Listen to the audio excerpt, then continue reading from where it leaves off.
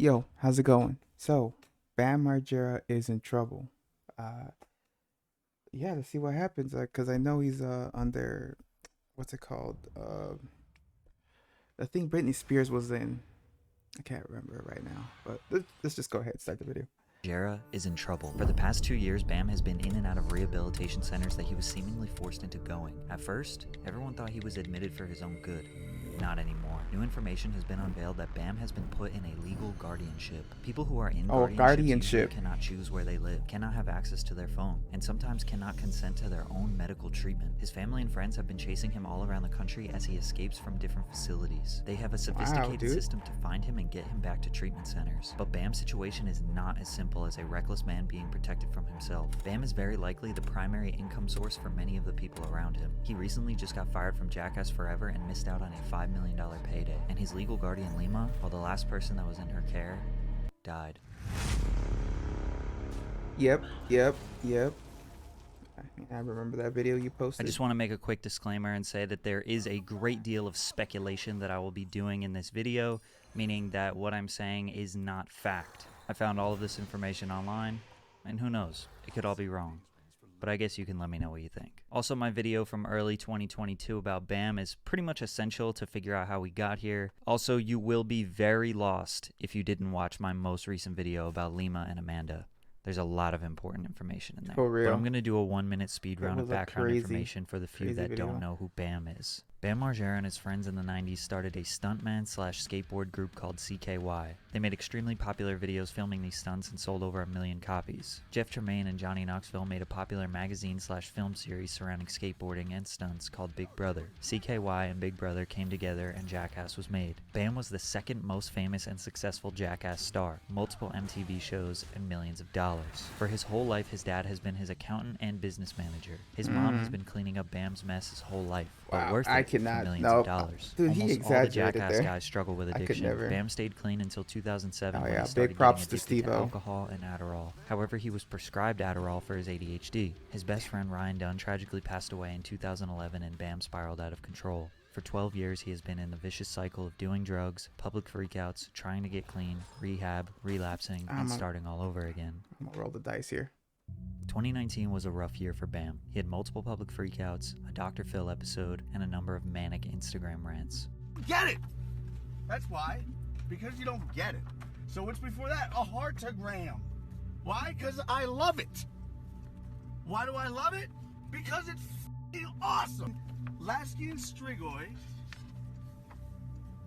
and English. What? That's insane. No, it's the opposite, you f***wit. He admitted himself into Wavelengths Rehab in Huntington Beach, California in August of 2019. It was supposed to be 30 days, but they encouraged him to do 90, even though he was paying for it. During his stay, Jeff Tremaine, Spike Jones, and Johnny Knoxville visited him and told him that he needed to sign a wellness agreement. If he didn't sign it, he would not be a part of the 2022 film Jackass Forever or any other Jackass endeavor in the future. Normally, he gets paid $5 million for a film, which likely is his primary source of income to provide for his wife, child, and family. This indicates that he was coerced at a vulnerable moment in his life into signing this document. He signed it. This wellness... Damn. Alright, hang on real quick. I just want to make you... I think I'll go with this guy in particular. Alright. Let's go ahead. Agreement included, but was not limited to, blowing into a breathalyzer 3 times per day, submitting to a urinalysis twice a week, having his hair follicles tested on a regular basis, and taking medication every morning while on a FaceTime call with a doctor hired by Paramount. According to Bam, he was prescribed 18 different medications by a doctor in this rehab. 18? When I go in for Adderall and alcohol, I come out on Zoloft, Vistarol, Bipropion, Lithium, Concerta, Propanolol, Seroquel, Contrave, Trazodone, Vivitrol, Naltrexone, Latuda, Zyprexa, Lexapro, Abilify, Wellbutrin, Vraylar, and... How you go in to a rehab center trying to get rid of one addiction and come out with 18 different types of addiction? That... Wow, what? Shut that place down. Adderall, because I have ADD, and Klonopin.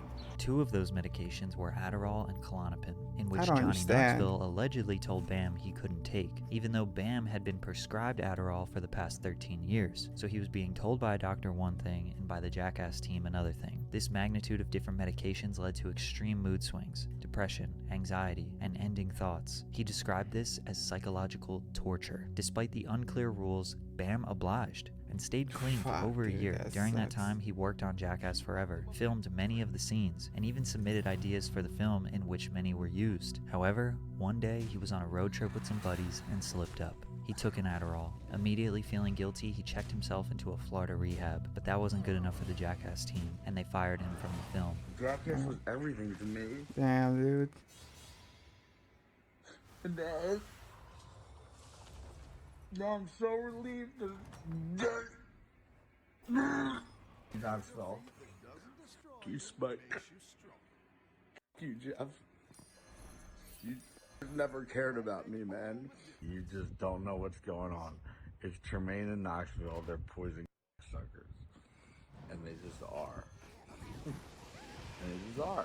Initially looking at this he's situation, hurt. it seemed pretty clear. Bam signed an agreement and broke it. Simple. Or as Steve-O put it, Bam, the two people you're saying wronged you are the same two people who organized the intervention which saved my life. Everyone bent over backwards to get you in the movie, and all you had to do was not get loaded. You've continued to get loaded. It's that simple. But if a doctor prescribes medication for an ADHD disorder that's that true. is well documented, Coming from and he takes Steve-O, the medicine, I it doesn't matter what could Johnny agree. Knoxville says. He's not legally in violation of his wellness agreement. And taking 18 different medications daily in order to be in a film will take a mental and physical toll on someone. Yes, he has a history of alcohol abuse. Yes, he was addicted to a medication he was prescribed. Yes, he has a history of being a spoiled brat who gets everything he wants and cries when things don't go his way. And again, watch my previous video so you can hear the backstory. But he was unlawfully fired from this film. So he filed a lawsuit against MTV, Paramount, Jeff Tremaine, Johnny Knoxville, and many others for inhumane, abusive, and discriminatory treatment in August of 2021. He actually won this lawsuit. Well, technically they settled outside of court for an undisclosed amount in April of 2022. But they settled because they knew they discriminated against his illness and fired him for taking a medication that he was prescribed. However, it was this clip that made people realize there was something else going on. But before we dive any deeper, a quick word from our sponsor. Morning Brew is a free daily newsletter delivered directly to your email, and I want to thank them for sponsoring today's video. Typically when I wake up, I jump right on social media. And then after a few minutes, I realize I'm just mindlessly scrolling. Now I open Morning Brew and consume valuable information related to business, finance, and tech in just 5 minutes. Thanks to Morning Brew, I learned that in 2021, crypto investors lost more than $2.8 billion due to pump and dump schemes, whereas the notorious Wolf of Wall Street, Jordan Belfort, only lost his investors $200 million. I also learned that Apple's looking to double their advertising team and advertise their new products more despite their long history of never running ads. Why?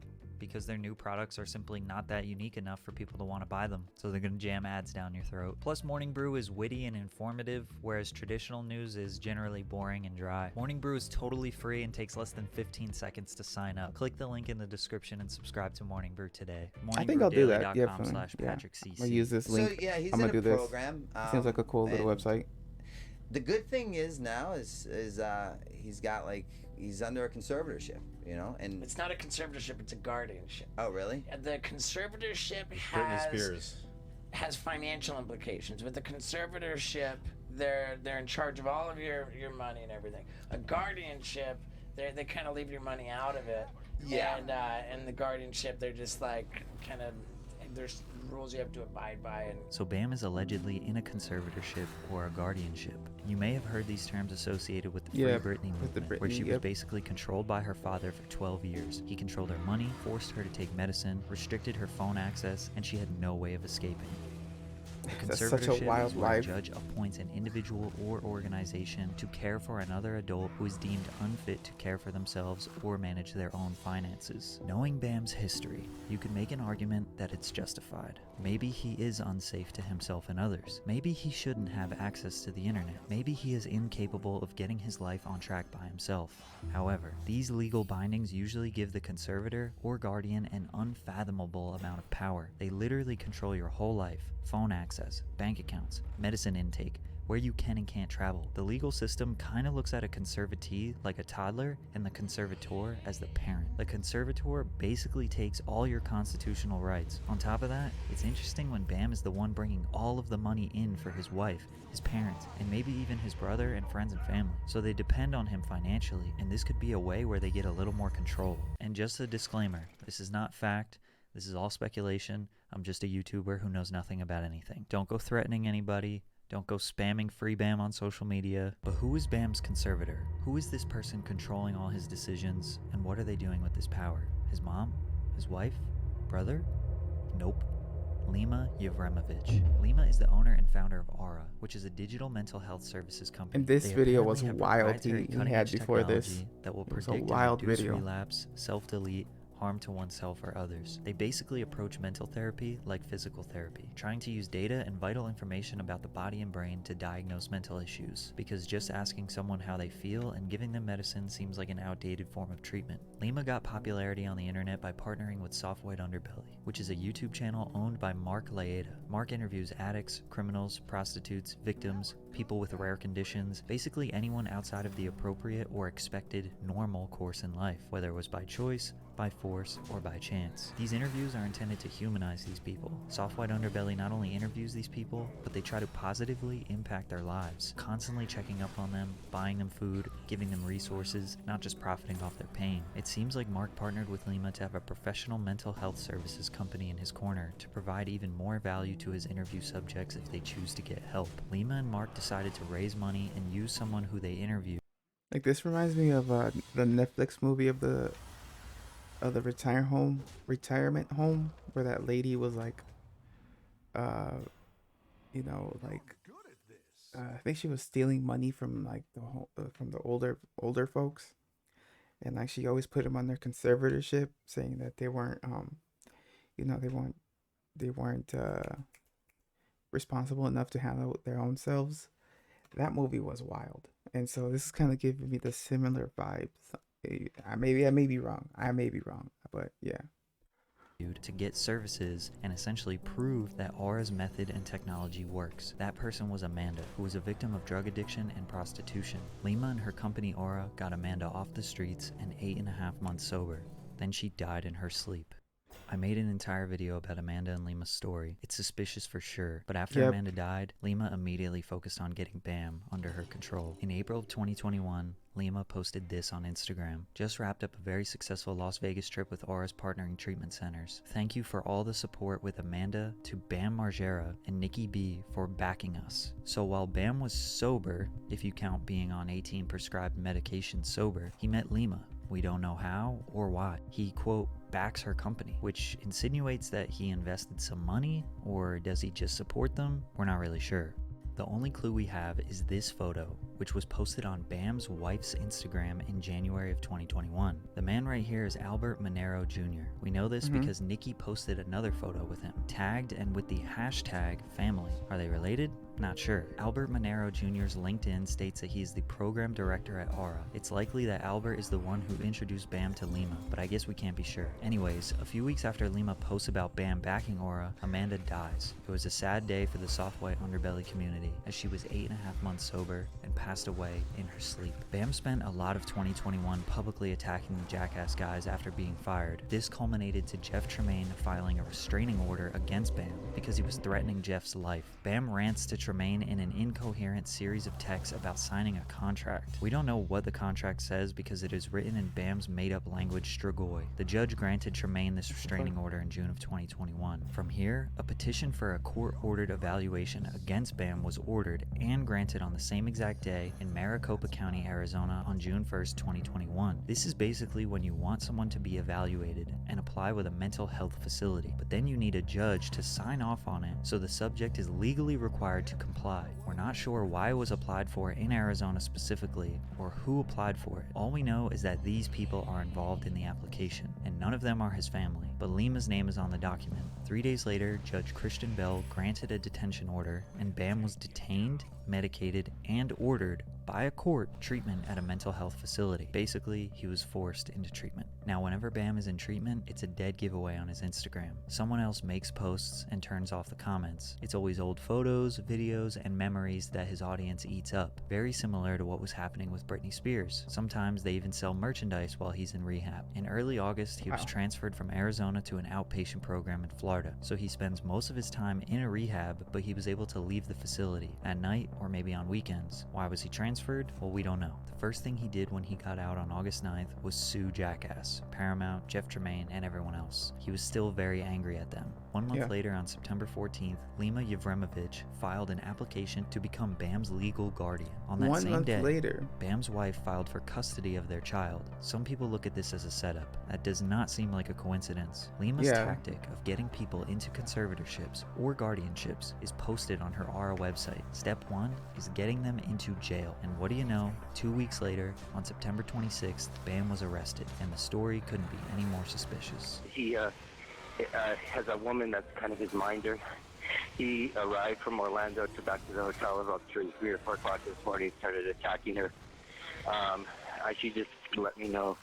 And it's crazy. Sounds like a setup to me, man. He's got like a prostitute or some woman like that in the room as well.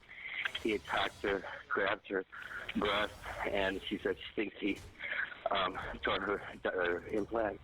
And she came down and then went back up, and so they're up in the room right now. He just arrived to the hotel this minute.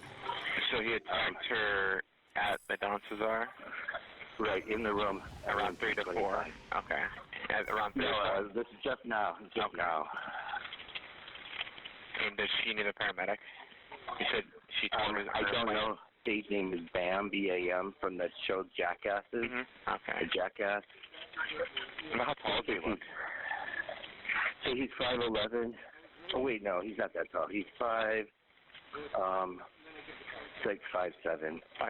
Thin, medium, heavy build? Medium. Does he seem to be under the influence of drugs, alcohol right now? Absolutely. There's no question about it. Because you said they were doing cocaine. Is that correct? Cocaine and really highly intoxicated as well. He's in severe psychosis. I believe he's been diagnosed as paranoid schizophrenic. He's been diagnosed as bipolar. He's got a long history of mental illness. He's escaped from 3 treatment centers in the last 2 months, actually.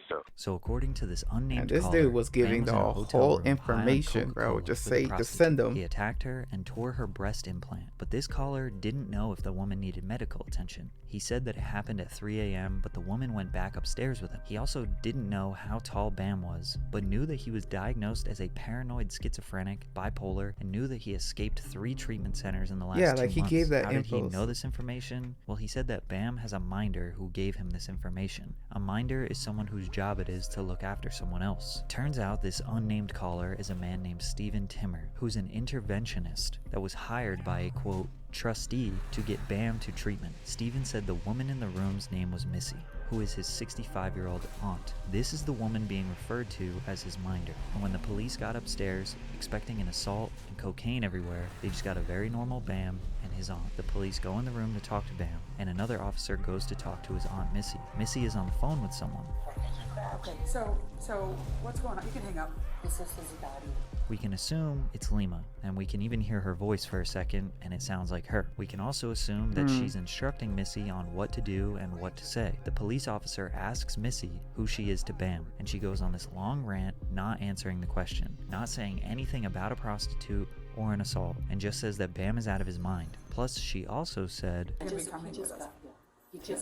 so the guy who made the call said that Bam attacked a woman at 3 a.m. on cocaine and she was a prostitute. Then this woman says, no, he just got here. What? Missy is embarrassed, nervous, and probably feeling shame because she is setting up her nephew to be locked in yet another rehab. Bam was detained. Did he commit a crime? We don't know. All we have is this little clip where he says, from who, Lima? And the cop says, I don't know, I just have a judge's order. From who, Lima? Just have a judge's order, all right?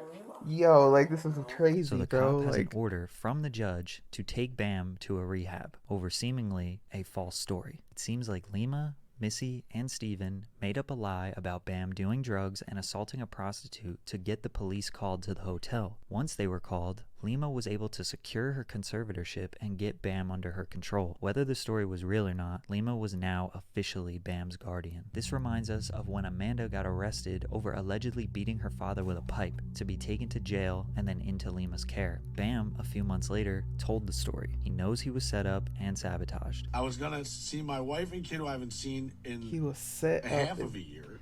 What To the hug the fuck, shit out bro? of him. Then a minute goes by and the police are knocking on the door. They handcuff me. and take me back to a rehab. But he doesn't realize it was his own family who did it to him.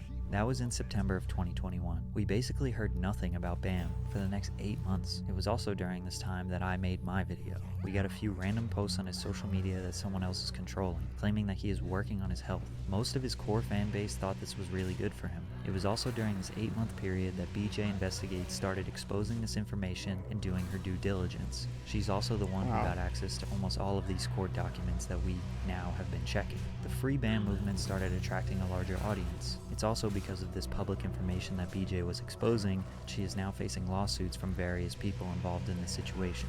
Then on May 13th, 2022, a photo was posted to Bam's Instagram that said Bam's free. He had accomplished 1 year of sobriety. This is Lima's benchmark for success. He was back on Cameo, back skateboarding, posting on Instagram by himself. Unfortunately, he had a skate accident, but it seemed like the most normal version of Bam. He even did a podcast with Steve-O, but that wasn't released until August. We can speculate on that in a minute. Everything was all good, but on June 12th, a throwback photo, then another, and another, and another. Even fellow Jackass member Chris Pontius started noticing something was weird. Who's always posting as Bam? He was just free after 1 year, and now he's gone again? Yes, he was sent back to a rehab in Florida. This was confirmed to the public on June 13th, when Bam fled his court-ordered treatment center unauthorized. He was reportedly unhappy with the care he was receiving and decided to take matters into his own hands. He was found in a Florida hotel 2 days after fleeing and admitted himself back into another rehab. Not even 2 weeks later, on June 25th, Bam would escape another treatment facility. This time, however, a video surfaced of him hanging with a weird group of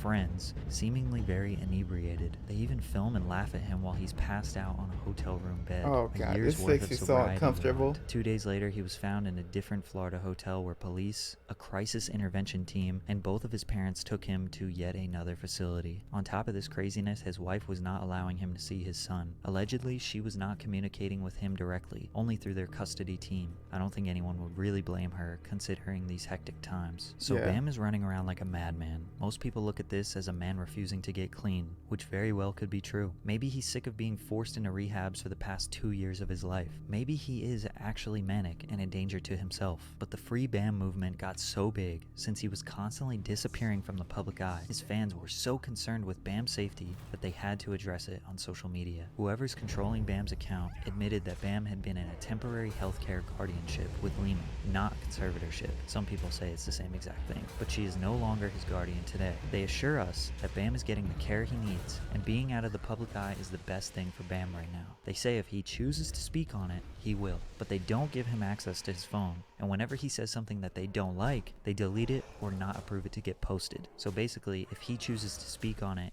and says what they want him to say, is when he'll speak on it. I guess the Instagram post wasn't enough, so they released the podcast with Steve-O. This was uploaded in August, but it was filmed in May, before he escaped all these rehabs. I would love to set the record straight that number one, Bam has not ever been under a conservatorship, that the temporary guardianship he was under did not ever have any financial implications, and what's come to be known as the Free Bam movement has really been very toxic.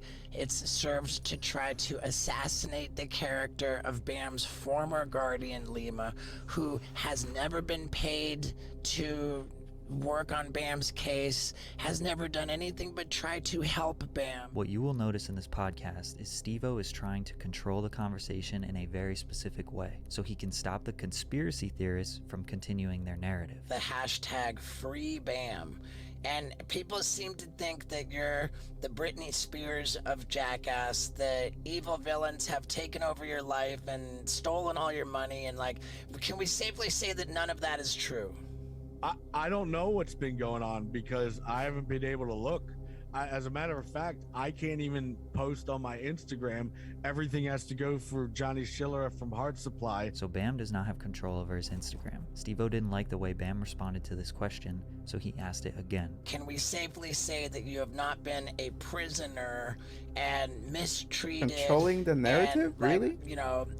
Stolen from, the whole, help us understand your situation. No, I was just getting treatment for my alcohol and bipolar, and and I just did more time than I was supposed to just from getting kicked out for dumb reasons. But now I'm out. I get freedom. I get a phone, and nobody was forcing me to be there. Also, something interesting I want to point out is that the reason why Bam was in these rehabs for 1 year is really strange. I did Madero Beach on the west side, and I made This it guy has 75 days. all the I have help 15 now. days left, and they're like, "Bam, you've been rocking the same sweatpants for 75 days." I'm like, "Yeah, I'm not trying to get any pussy around here. I don't give a shit."